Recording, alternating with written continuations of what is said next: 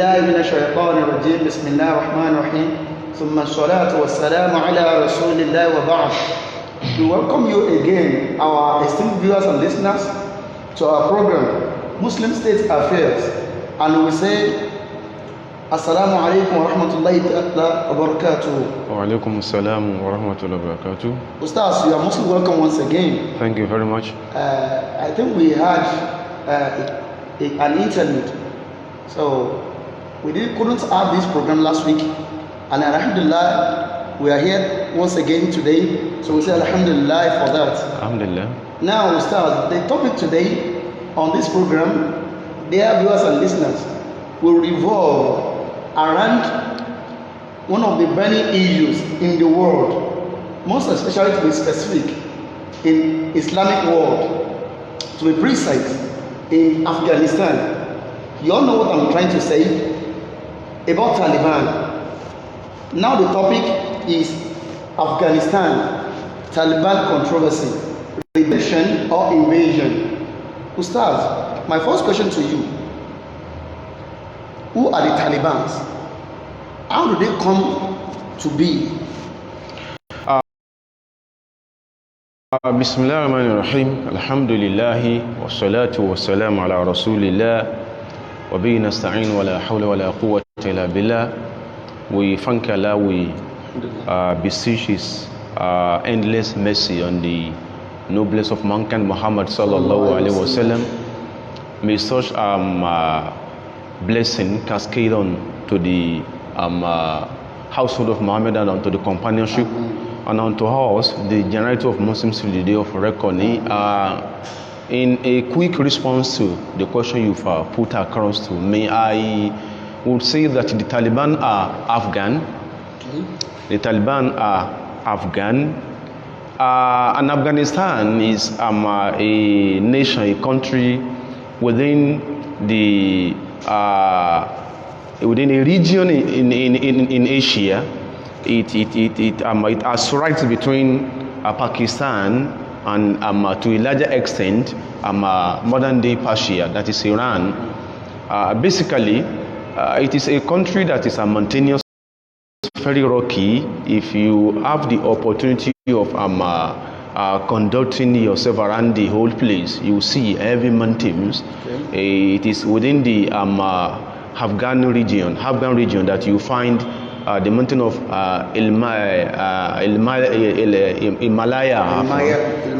Himalaya, then the Indus Kush mountain is also around the place.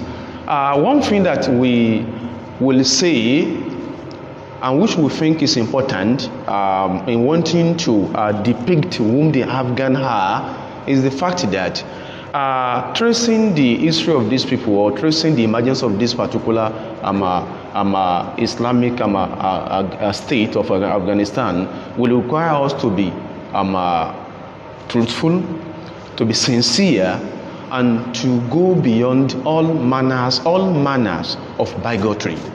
Because what people say, plain with respect to whom the Afghan are, is in most cases horrendous, very shocking. Most people, I want to make bold to say, begin to have a romance of what happens now in Afghanistan, or I would say began to have a romance of what happens in Afghanistan. I think during 1994, when the Taliban, the contemporary guys being referred to as Taliban, when they took over power, when they hijacked power in 1994, that was when some people began to really do a serious study around Afghanistan as a society and Afghan as a people. But before then, anything about Afghanistan, to me and to a larger extent, was in the oblivion. Nobody picked an interest. Nobody took an interest in what is Afghanistan and what the Afghan are. So that the 1994 happening triggered people's interest into wanting to know whom the Afghan are. Okay. And that is to several world analysts, okay, several political analysts. Okay. That event of 1994, okay, that ushered in the Taliban into power was the turning point to several people in writing, in speaking, in analyzing whatever pertains to Afghanistan. So, be that as it may, I want to make good to say that whether we like it or not, and let us attempt to set the record more straight. Afghanistan is never a country where the Christians have been persecuted. So let's start the analysis from that angle. Because what we hear, what we are being told, and what we read from certain platforms is that it is the Christians in Afghanistan that have been persecuted. Who says that? Who comes up with that an unfounded theory? Because more than 90%, let me say between 95-98% of the Afghan are Muslims, and Islam has never been a newfound good religion in Afghanistan. There was never a period in the history of the Afghan when Christianity was their religion. In fact, most of these guys whom you and I refer to as the Taliban come from, or let's say, come from the Pashtun tribe, one of the 21 ethnic groups in Afghanistan. There are Uzbeks, people basically who are from Uzbekistan. There are Turks in Afghanistan. From Turkey, there are Pakistan in Afghanistan. People from Pakistan. So it is a cosmopolitan society where you have, at least for now, or as of now, we can lay a claim historically to the fact that there are 21 ethnic groups in Afghanistan. At a point in time in their history, they were Sorosrians. At a point, because without mentioning our words, there are an infinitesimal part of the Afghan population that represent the Jewish community. But there was never a time. That is my point. There was never a time, because I saw a number of video clips where some people are insinuating that the Christians in Afghanistan, Afghan Christians have been persecuted. When was that? The same thing they say and write with respect to Syria. Syria is boiling. Some people are busy here peddling unfounded stories. I'm trying to pulling the strings of emotions of some people, telling them that it's their Christian brothers that have been persecuted. The Syrians are crying that their society is burning. The Syrians are uncomfortable that the comfort within which, or within the luxury of which they had once lived, is no longer there. Some people are busy here concocting lies that can never see the light of the day. How are we like this in this part of the world? So I'm sorry for that digression. So the Afghan are basically, because like I said earlier, there are going to 21 ethnic groups. Despite the fact that the existential nature of the Afghan society allows for diversity in the cultural norms of the people there, there is one thing that unifies them, and that is Islam. So anything that happens to the Afghan people affects what? Islam. It is not affecting any other religion. It isn't affecting another religion. How do you mean by that? Is it because they are predominantly Muslims? Or is it because the larger percentage of the Afghans are Muslims? Why? That is not the motivation for what I'm saying. What I'm saying is, whether you say some of them are a majority of the Afghan are Sunni Muslims, or they are Shiites, they are Muslims. They are Muslims. In fact, when matters that pertaining to religion arise, you see the Afghan ever the more united. So the only one scholar puts it, he says al-fariqul mushtariku bayna al-ulama al-Afghan al-Islam, the unifying factor among the different sects of scholars in Afghanistan is Islam. So that is where to begin, because it's sometimes when you listen to people, what they say aches you. Now, let's go back to the Trail of Stars. Okay. So, now, after having come to the power Okay. by these people, Okay. what does that lead to? What does it beget? As of what we looking at within the space of Afghanistan, we wouldn't rush headlong into analyzing, because the newer breeze of authority has just come into place, and it will be foolhardy for any analyst to begin to have definitive analysis of what will later unfold in Afghanistan. So we leave the issues as they are for now, but let's go back a bit into why what we have now is in place. Okay, Ustad, what I'm actually asking, you rightly said that they came into power in 1994. Okay, the Taliban. You mean Taliban, I mean. You know, basically I was tracing whom the Afghan are. Oh, okay. So now, when they came into the power. Okay. Now, what they are coming, their emergence. Okay. It attracted the world's powers' attention. Okay. So now, what are the things? What happened afterwards? Thank you very much. The Taliban did not just emerge. I should reframe my question. What actually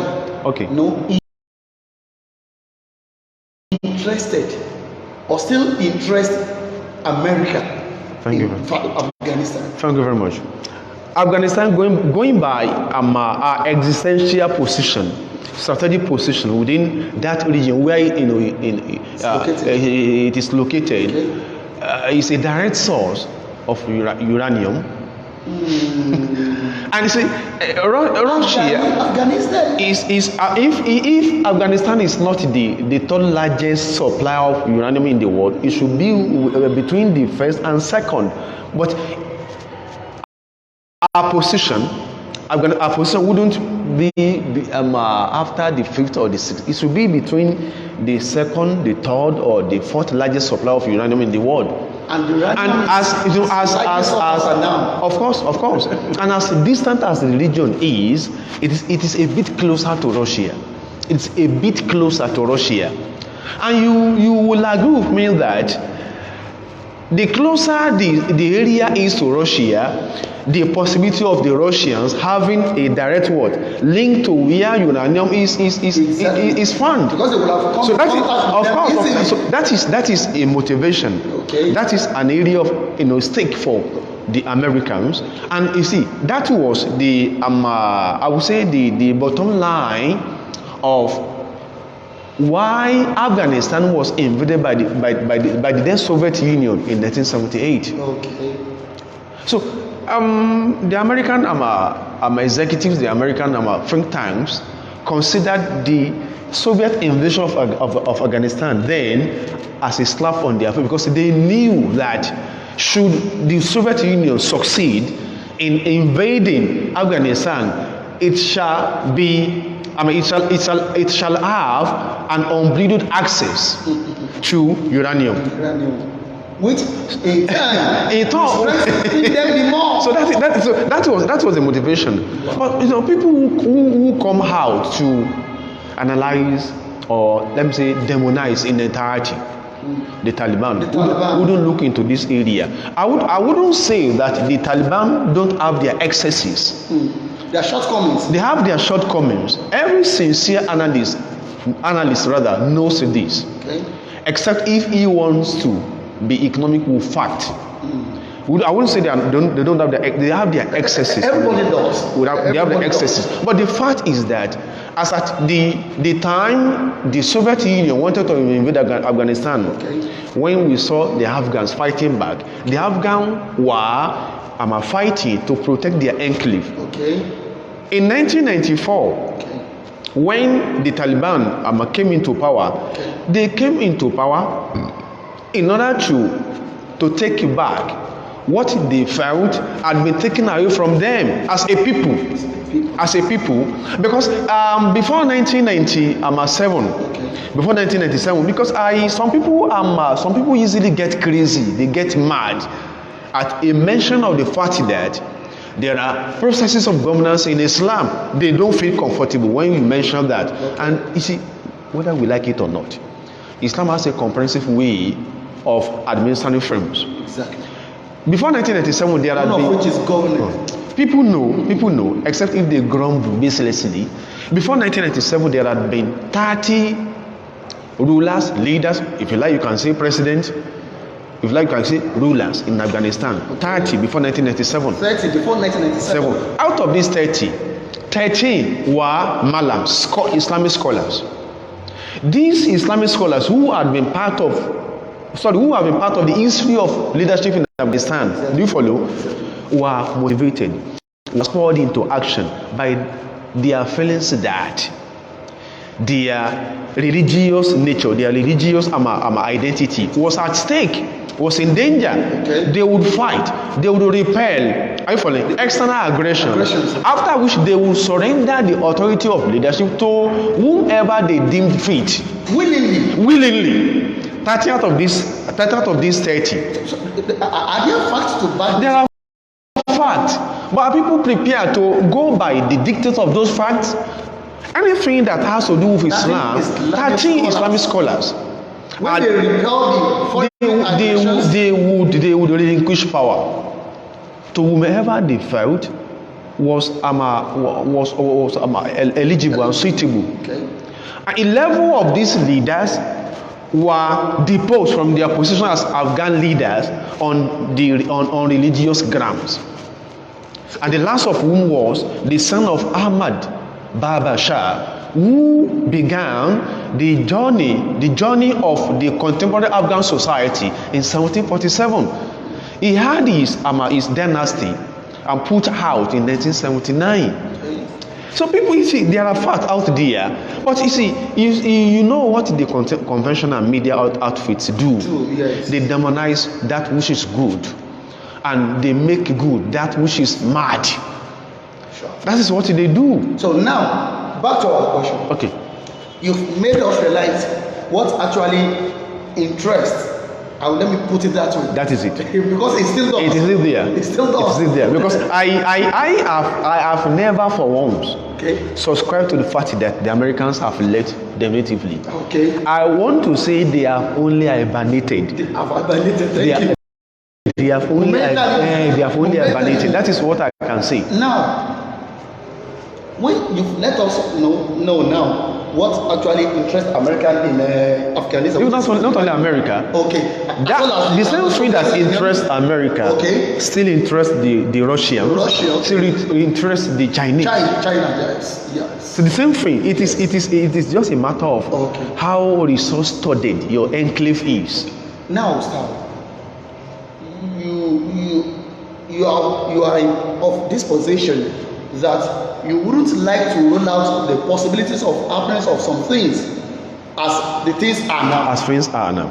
Now, Star. Because it will be too early. Okay. The Taliban. Okay. They are coming back. Okay. Is it a redemption or an invasion? I want you to be just in a word. That is a thorny question anyway. Okay. It is very thorny. Okay. And wouldn't in spite of the aspersions that some people may want to cast on what we are discussing, prevaricate from the truth. The Taliban are for a redemptive mission. You ask me why? Okay. Before I ask you. Okay. Before I ask you. Now we start. They are coming. Okay. That is the reason we are discussing this. Sure.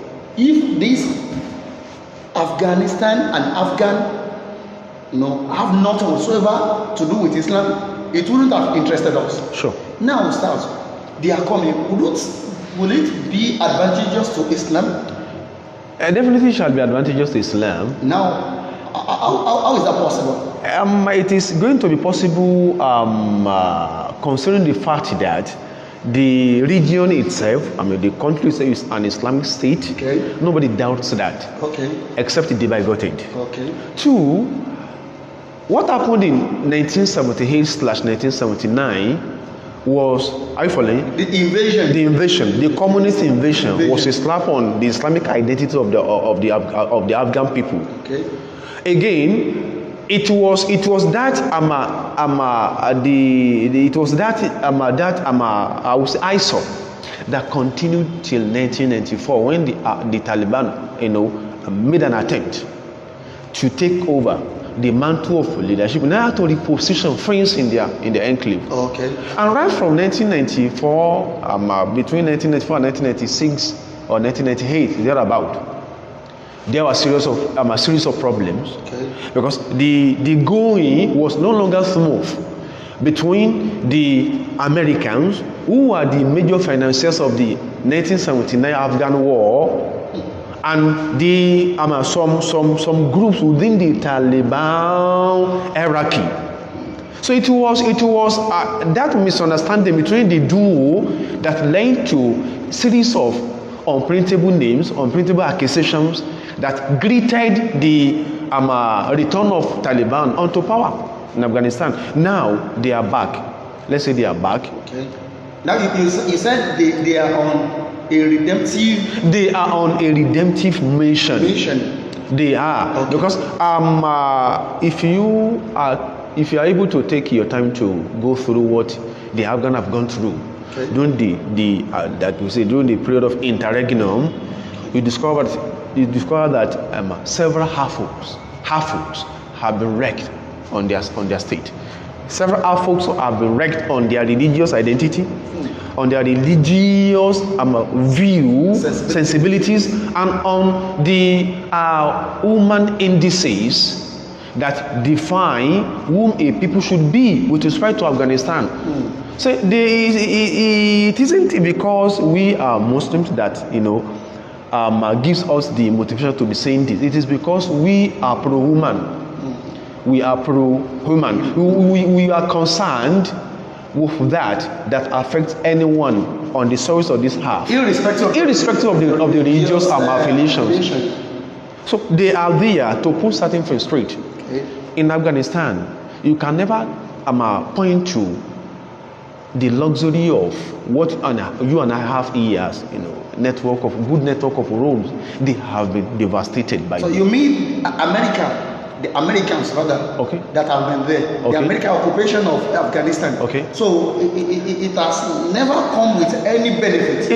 There hasn't. There haven't to be any improvement so far. You see, as for the period the Americans stayed sojourned in Afghanistan, we saw a series of attacks, counter attacks. Don't forget what actually transpired was a manifestation of the theory in international war, okay, that we call war of proxies or war by proxies. During the 20 years or 21 years of the Americans, sojourn occupation of Afghanistan, okay, there have been war attacks here and there. And when you are into a war or you are in a war situation, you would want to make most of the beautiful areas and places in the enemy zone as collateral. Exactly. So the Russians have their representatives in Afghanistan, through whom rather they continue to prosecute the war. The Americans also have their representatives. How do you think such a state will heave a sigh of relief? So the Taliban are back to put things straight, but history wouldn't forgive us if we do not make a mention of some of the excesses, and those excesses came into being in a way to react, okay, to what they also went through. Okay. Like what are you saying? It's an open secret anyway. Okay. People will say the Taliban will never allow women to have formal education like they say. But they are monitoring schools. That is a problem. They are monitoring schools. In fact, in most cases, when the conventional media report any particular incident or happening in Afghanistan, and you take your time to do a background check, you see that what you are going to find will run at a contradistinction to that which they might have reported. Exactly. So it is a problem. It's a nice one. It's a problem. Why would we remain hell-bent on tarnishing the image of a people who have never wronged us? Now, you are about to tell us about their shortcomings, their ineptitudes. One of their shortcomings, has just been demonstrated. Okay. I think in some days back, we read in the news that a particular scholar, a Sunni scholar for that matter, Exactly. was still slated for execution, and it was executed, was beheaded. Do you know what leads to that? What exactly? What led to that was the fact that they felt, some people within the ruling dynasty felt that he wasn't on the same page, ideological one, as they are. And this is an excess anyway. It is indeed. It's an excess. Because don't forget, it was a scholar that was executed. Ustaz, now, in the course of your discussion, you've given us an account and an amount or the degree of foreign influence in Afghanistan, even to be precise, in hierarchy of Taliban. Now, have they got rid of these influences, foreign influences to be precise? It is a fact that the Taliban have not gone over these influences. The influences are still there, and may remain till God knows when. Do you know why? Why? The Afghan consider those who are sponsoring them, those who are giving them the motivation, as the people in whom they could repose their confidence, because their brethren within the same fold of religion are skeptical about the fact that they will be successful.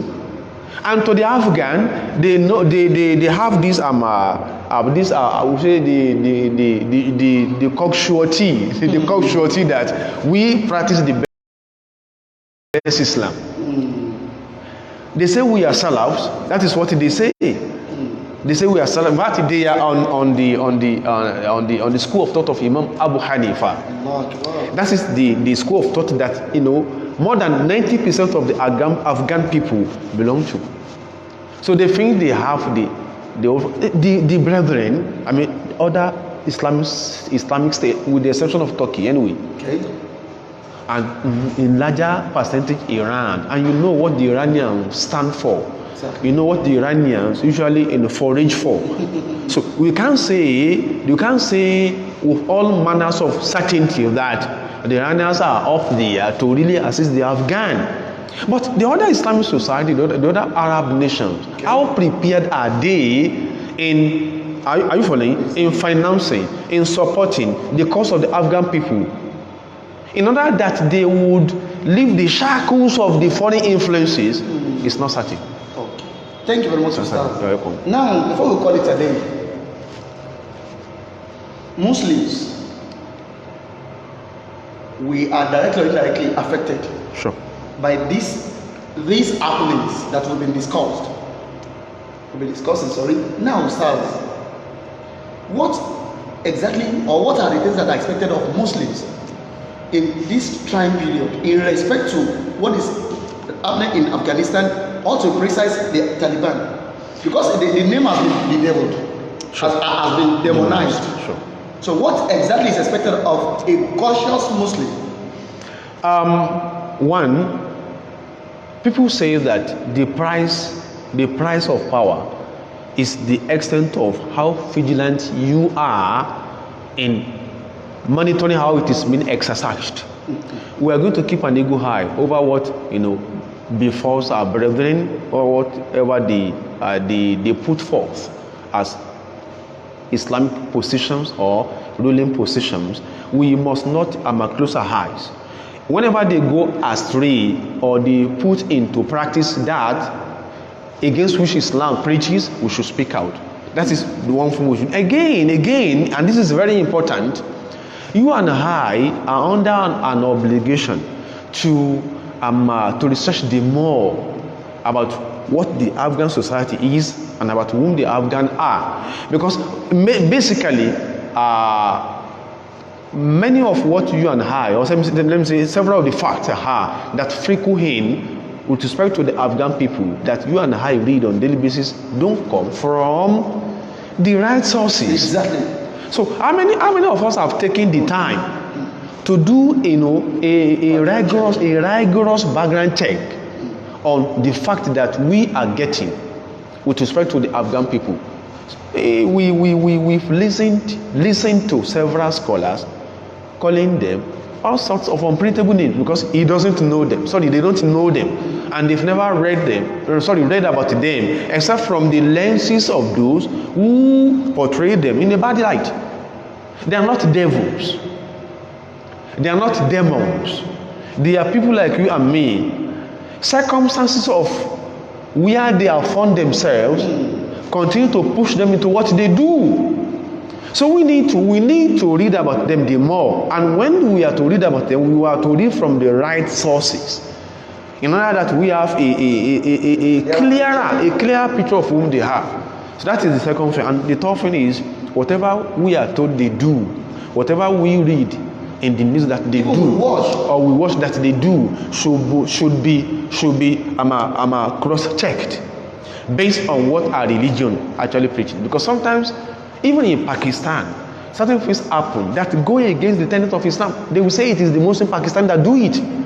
Though we don't, repose, a confidence in such, in such reportage. But at that again, we should do an extensive research about whom these guys are. Jazakumullah khair. We really enjoy your submission. We pray Almighty Allah to preserve you in goodness. Amen. So, dear viewers and listeners, I strongly believe that we've learned one or two things in today's edition of our program, Muslim State Affairs. Till we meet again, I remain Tawfiq Man. Assalamu alaikum wa rahmatullahi wa barakatuh.